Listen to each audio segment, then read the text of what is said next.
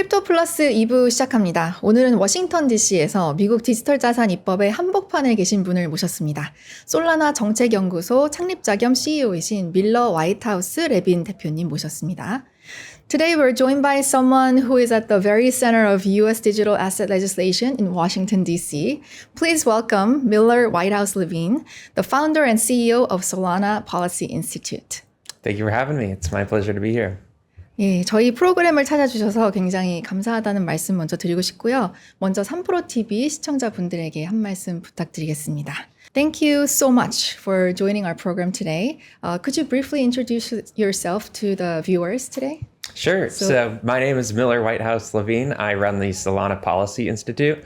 We're a nonprofit in Washington that works with policymakers and regulators to develop digital asset policy and crypto-related legislation and regulation. I began my career working at the Blockchain Association in 2018, which was one of the first U.S. trade associations focused on crypto policy, and then worked at an organization called the DeFi Education Fund, which also focused on crypto policy, but from the DeFi perspective. So I've spent my entire career in crypto policy, and it's good to be here.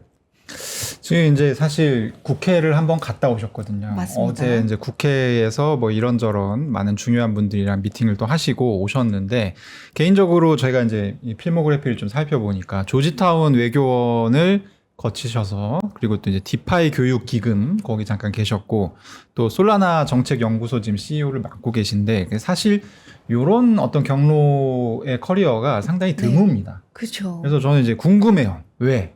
그러니까 이 원래 미국 정가에 상당히 좀 밀접하게 관여하셨던 분인데 이 경로를 굳이 택하신 계기가 무엇이었는지, 또 그리고 지금 또 한국에 오셔가지고 네. 국회에 가셔서 또 여러 가지 발언하시고 활동하고 계신데, 지금 미국 입법에서 또 크립토가 굉장히 어떤 시기를 지나고 있는지 이런 부분들이 좀 궁금합니다. Yes, I first got into crypto in 2013, 2014. I was actually living in Beijing at the time, and many of the expats, so the foreigners living in Beijing, were into this new thing I had never heard of called Bitcoin. And I think at the time, I was very attracted to the idea that decentralized networks like Bitcoin could empower individuals in their financial lives. And so for me, always an ideological drive to be in crypto and work on crypto policy. And it's such a pivotal time in Washington because I've been working in DC on these issues for about a decade now. And really, we're at the culmination of 10 years of work to set a legislative foundation, a regulatory foundation for the space in the United States. There's been many debates, which I'm sure we'll get into over the years, around crypto policy in the US for the last 10 years, and it hasn't served builders, businesses, or consumers. And so I think right now we're on the precipice of enacting a second major piece of legislation, the Clarity Act, and hoping to see it successfully pass the Senate next month. 법안 조문 얘기에 앞서서 현장 분위기부터 일단 좀 여쭤보고 싶은데요. So before we get into the details of the legislation, I'd like to start with the broader state of play in Washington. 과거 미국 규제 당국은 주로 집행을 통한 규제, enforcement 체제였는데, 하지만 최근 분위기가 굉장히 많이 바뀌었다고 들었거든요. 그래서 현재 미국 의회 내에 디지털 자산 입법에 대한 이런 전반적인 분위기가 어떤지 궁금한데요. So for years, the U.S. approach to digital assets was largely defined by regulation through enforcement. But that seems to be changing very much. And how would you describe the current sentiment in Congress toward the digital asset legislation these days? Yes, so I would say, in my view, you're absolutely right. I think there have been three eras, so to speak, of U.S. policy toward crypto. The first, really leading up to 2021, was an era of neglect. No one really cared about crypto, no one knew what it was, and no one in DC wanted to work on the issues. Then it was the regulation by enforcement era, when I think the U.S. government tried to kill the industry in the U.S., and that ended with the last presidential election. Now we're in the era of trying to set clear rules of the road for everyone. I think one thing I keep in mind is that the only people that don't want clear rules are those who want to operate outside of them. And via legislation, we can create the durable rules that businesses, developers, and consumers need for this space to thrive in the US. And to the second part of your question, I would say the sentiment, honestly, on the ground has become exhaustion. And that's because we've been debating these issues for now a decade, quite intensely for the last 18 to 20 months. And I think legislatures in the US are ready to be done with it. And hopefully that means get the bill done with so that they don't have to be so focused on crypto policy next Congress. I personally think that exhaustion is another form of motivation. I completely agree. I think that everyone is exhausted increases my odds that it'll pass. So, yeah, totally agree. 클라리티 법안 같은 경우는 한국에서도 상당히 지금 관심도가 높은데 원래는 은행위원회 그리고 농업위원회 이렇게 이제 안이 쪼개져 있었다가 그 두 가지 안이 지금 합쳐진 상태잖아요.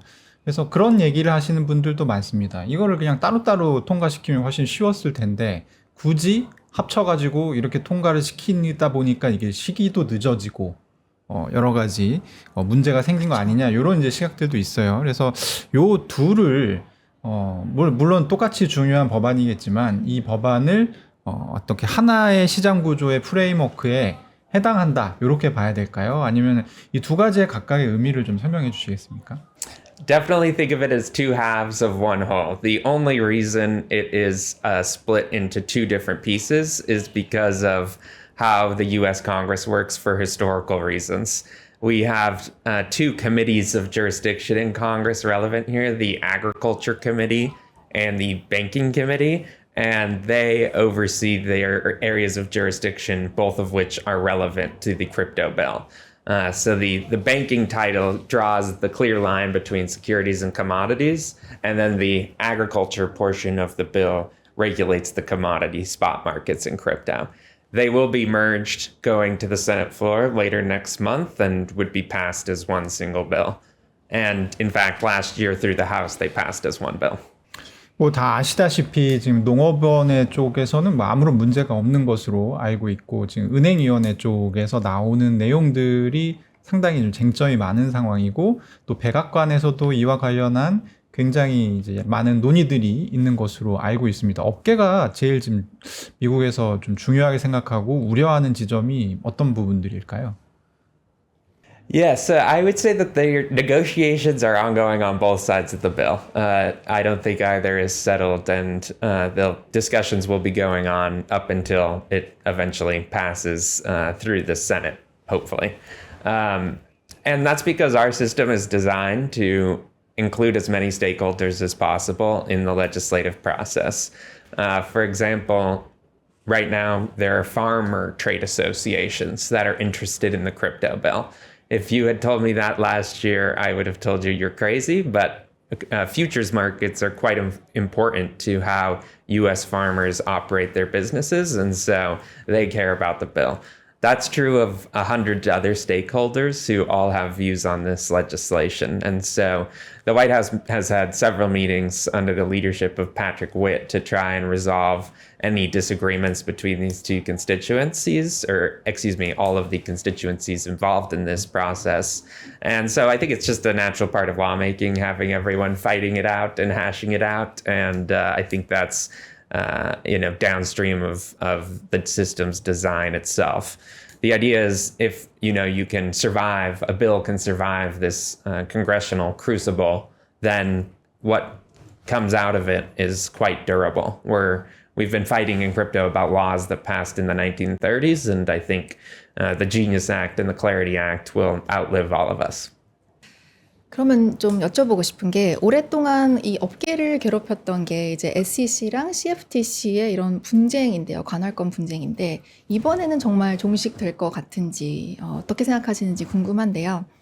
The SEC and CFTC jurisdictional dispute has long been one of the biggest challenges in the industry. And do you believe that this legislation can finally bring that debate to an end? Yes, it will. That's the core purpose of the bill. And so passing it will end that debate.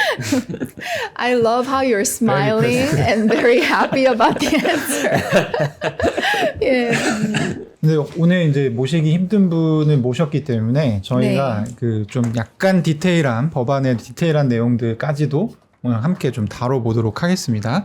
네. 일단 이번 이제 법안에서 클래리티 법안에서 보면 이제 자산을 디지털 상품, 디지털 커머디티 그리고 투자 계약 자산 그리고 허가된 지급형 스테이블 코인 세 가지 체계로 분류를 하고 있는데 이 세 가지가 본질적으로 좀 어떻게 다른 겁니까? Yes. So the first category are digital commodities. And the way to think about those are tokens associated with projects that have reached a very mature state of development. We'll get into how that development is tested, but in general, think about it as there is no core team that the token relies on to keep building a project, or if they are building on it, they're one of numerous parties engaged in it. So you can think about assets like Bitcoin, like Ethereum, like Solana. They would be considered digital commodities because they have vast ecosystems with tons of people working on them, and no one's relying on some central group of persons to continue developing them, from which they would require disclosures.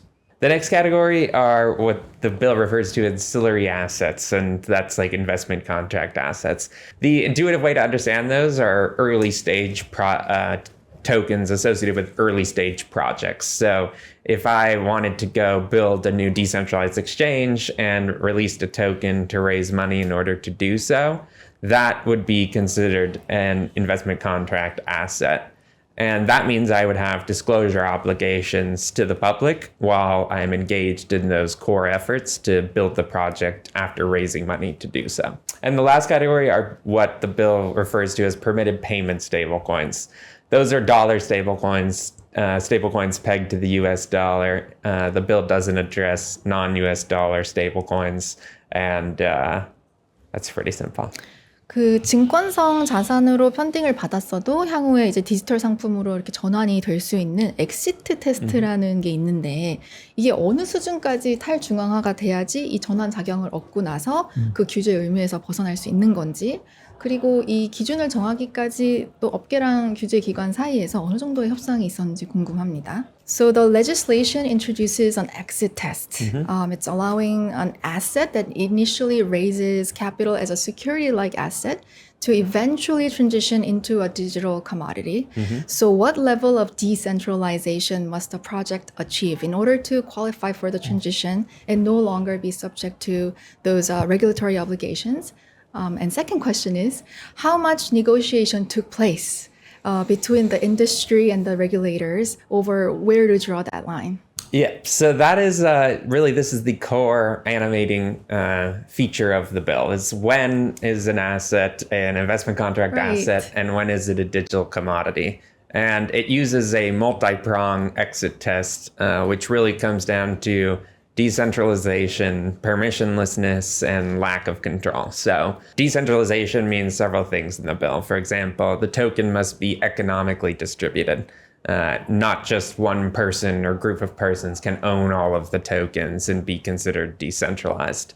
That also includes control over the network. If I, for example, create a layer 1 blockchain and there are 10 nodes and I operate 8 of those nodes, then that's not decentralized. I actually control that blockchain and you wouldn't be considered a digital commodity. The next is broad category of the exit test is permissionlessness. The US, I think, views the core function of the bill as allowing people to raise money to build public blockchain infrastructure. That means validators can't be permissioned. Access to the platform cannot be permissioned. You can't have a private blockchain and be considered a digital commodity under the bill because the whole idea is to create these systems that anyone has access to.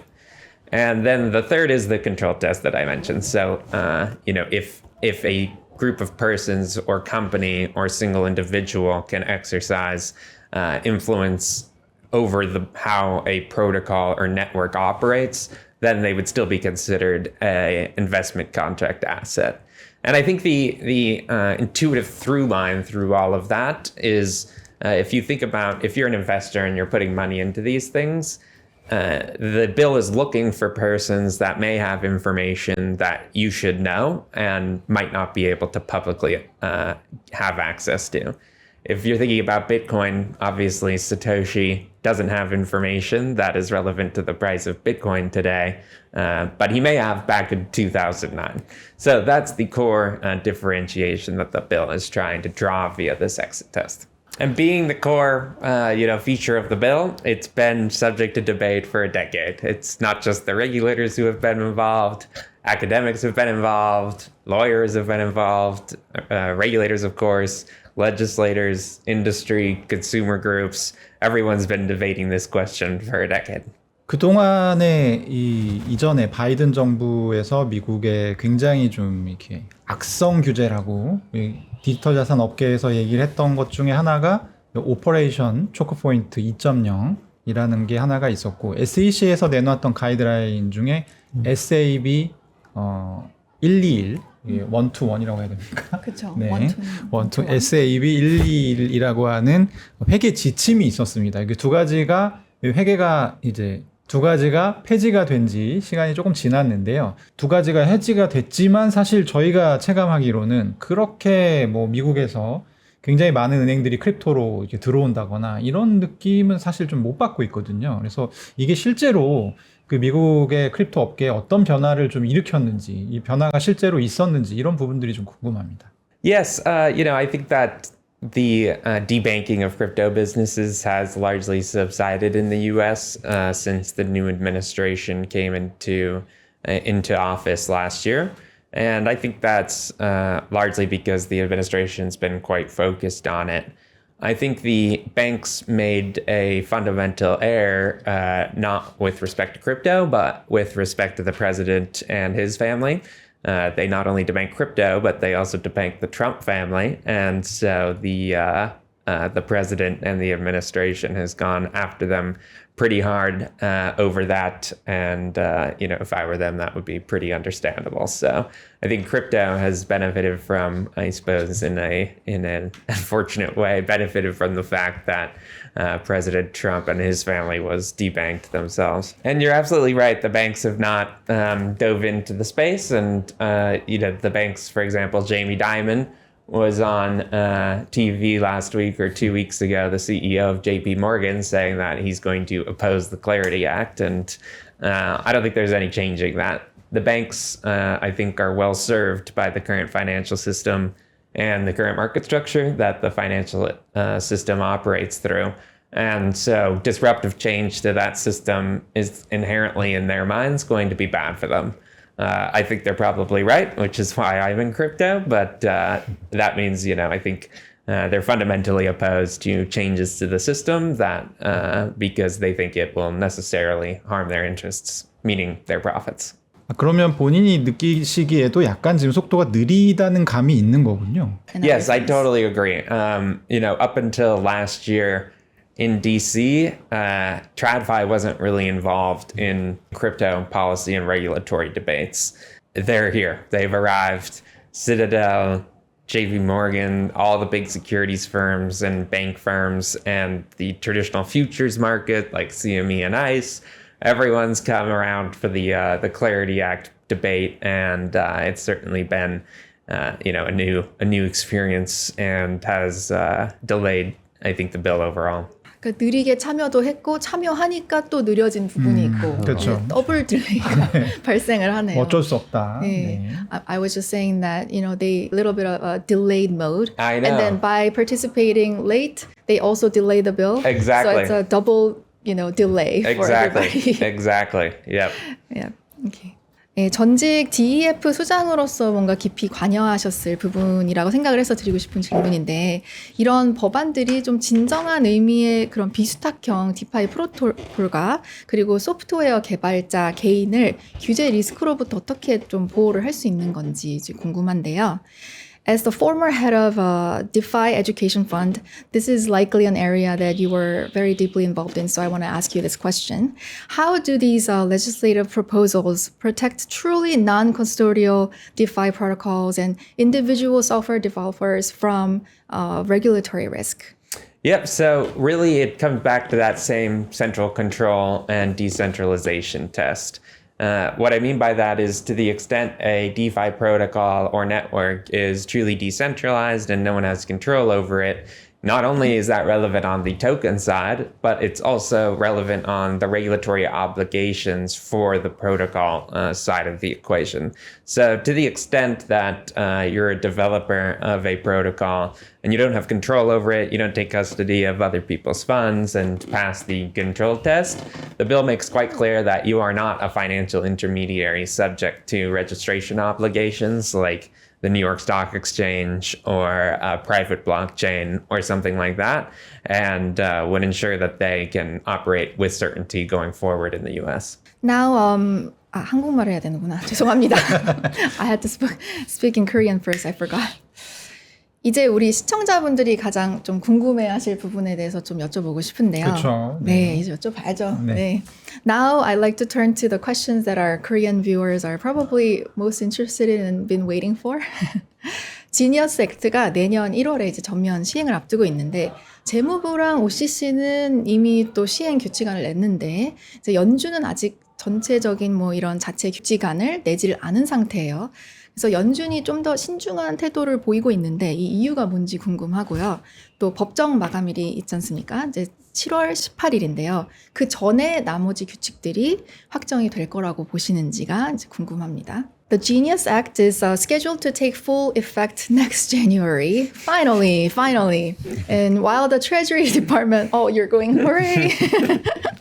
While the Treasury Department and the OCC have already proposed implementing rules, the Federal Reserve has yet to release their protocol. So why do you think the Fed is being more cautious about it? What's the reason behind it? And do you expect the remaining rules to be finalized before the statutory July 18th deadline? It's an excellent question, and it's a weird feature of the U.S. system in that statutory deadlines are more like suggested timelines. Yes, So frustrating. it's a bizarre situation, and Yes. it really comes down to it's hard for anyone to force an agency to do something, including the courts. So there's not really like an enforcement mechanism. But the Fed's had a lot going on. We have a new Fed chairman, Kevin Warsh, who started a few weeks ago. And so I think they'll get their act together here. But I think, the statutory deadlines are more like suggestions. Some bills from like 2008 haven't been fully implemented yet. But I do expect the Genius Act to be fully implemented before the end of next year. And I would just add that that's not really anything to worry about. The bill is passed. It will be fully implemented. And so, we're well on our way. When do you expect it to be finalized then, if not by July 18th? I think before the end of next year. Next year. What? What? Like I said, they are deadlines. I hate when people do this. Because it's not happening. Yeah, okay. 그러면 저 갑자기 드는 의문이 내년 말이면 상당히 우리가 생각했던 것보다 타이밍이 늦은데 그래도 괜찮습니까? Yes, for sure. The statutory framework is there. That's never going away. It's just, they need to get the rules finalized, which is kind of the details, but the core structure is there and I don't think will be changed significantly for several decades. Well, I'm glad you're, here with us today. Oh my gosh. We'll wait. Yep. Yeah. 이제 솔라나와 깊은 관련을 맺고 계시니까 그거에 대한 질문을 좀 하고 싶은데요. 스페이스X IPO를 계기로 주식 토크나, 이 토크나 주식 시장이 굉장히 빠르게 지금 성장을 하고 있습니다.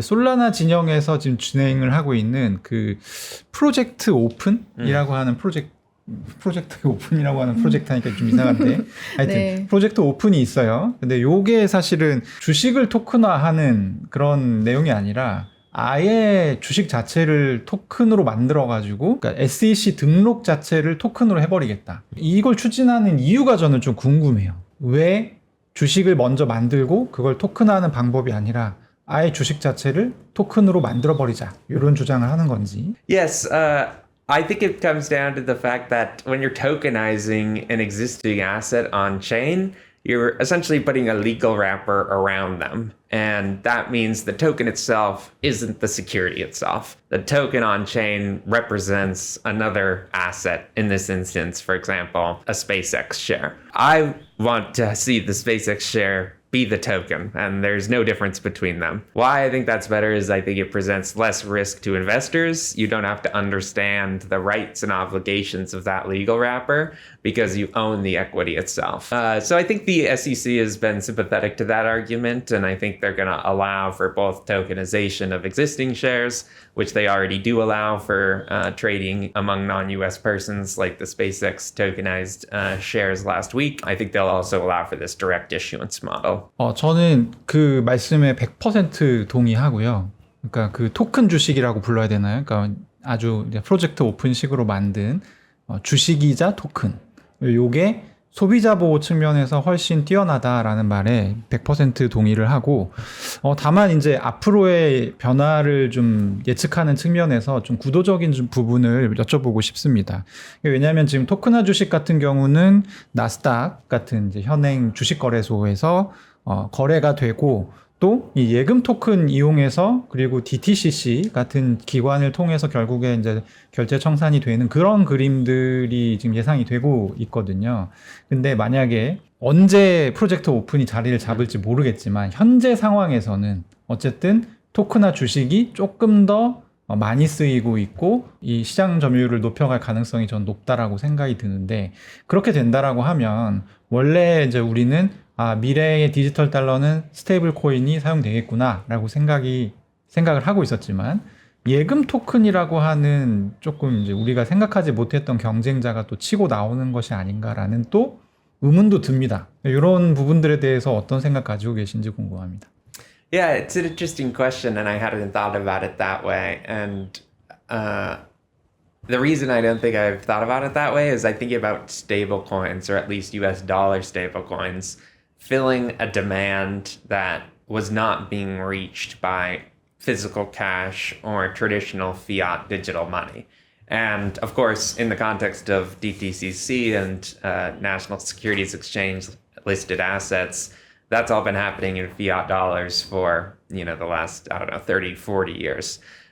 So I suppose I've never really thought about stable coins as getting after that market share. And I think about at least dollar stable coins as filling demand that those other forms of dollars couldn't fill to date. And then to the second part of your question, at least in my view, for dollars specifically, because I think, the US is the first that has really embraced private dollar stablecoin issuance. Dollar stablecoin issuance has exploded in the last 18 months. So at least from where I sit in Washington, it seems like there's pretty high demand for stablecoins.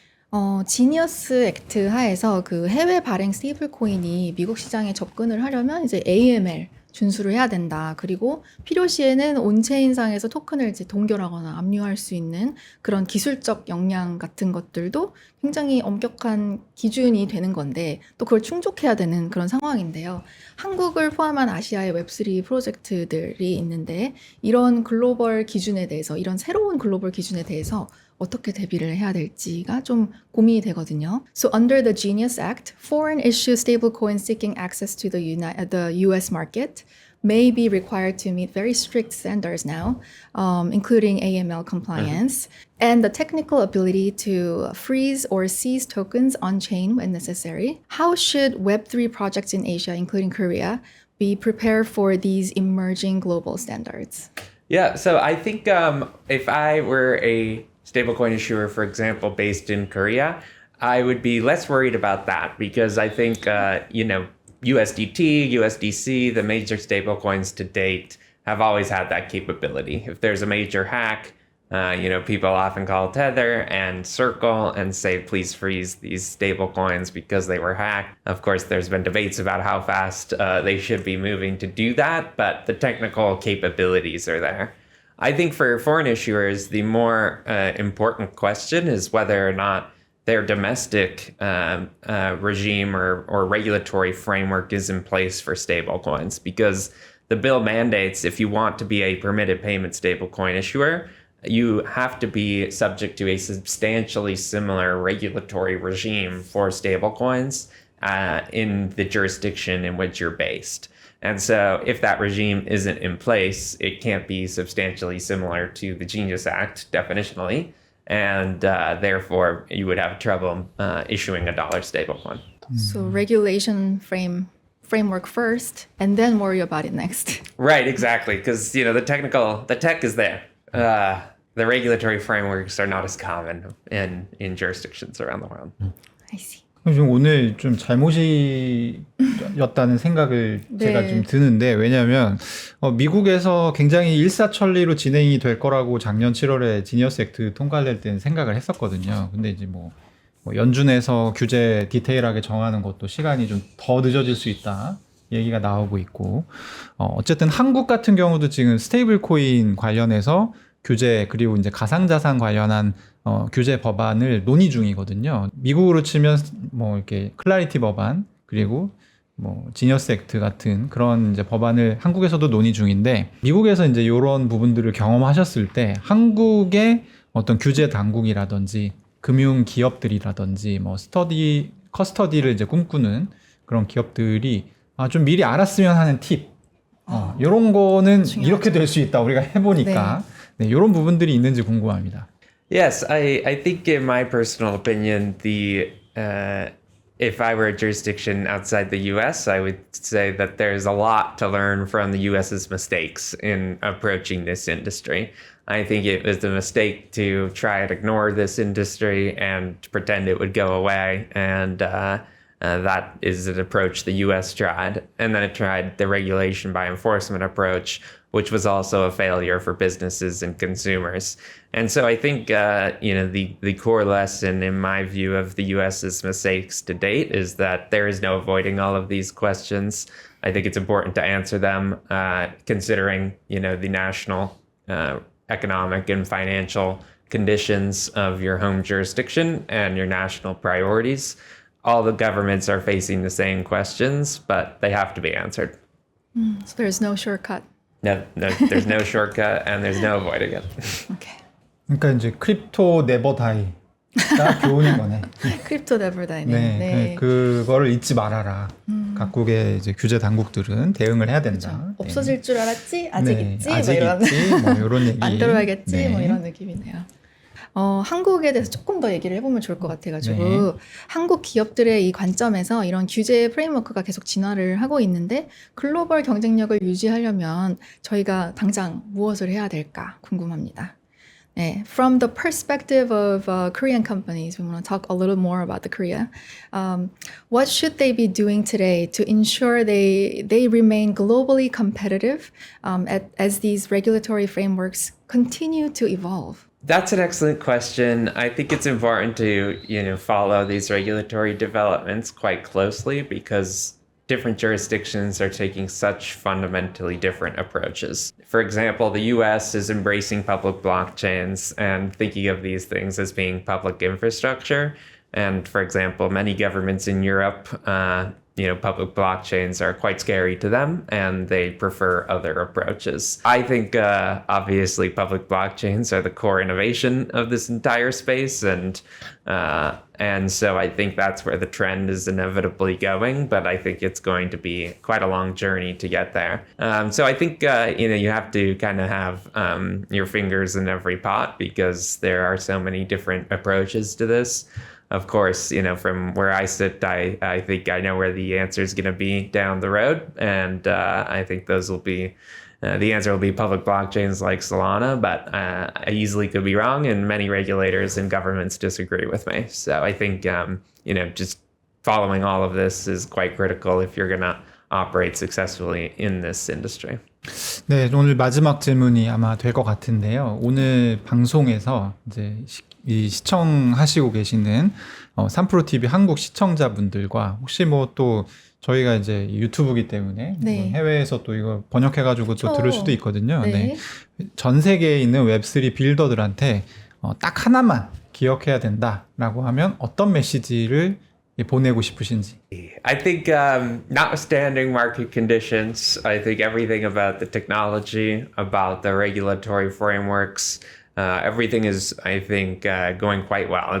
There's never been a more exciting time and a clear path to building successful products in crypto on public blockchains. And I think eventually the markets will catch up with that reality, and don't be discouraged, because I think we're building the future financial system now, and it's a very exciting time to be doing that.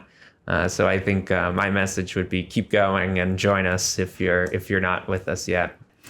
아니 이 얘기를 보통은 이제 코인 투자자들끼리 서로 하거든요. 야, 버텨. 야, 참어.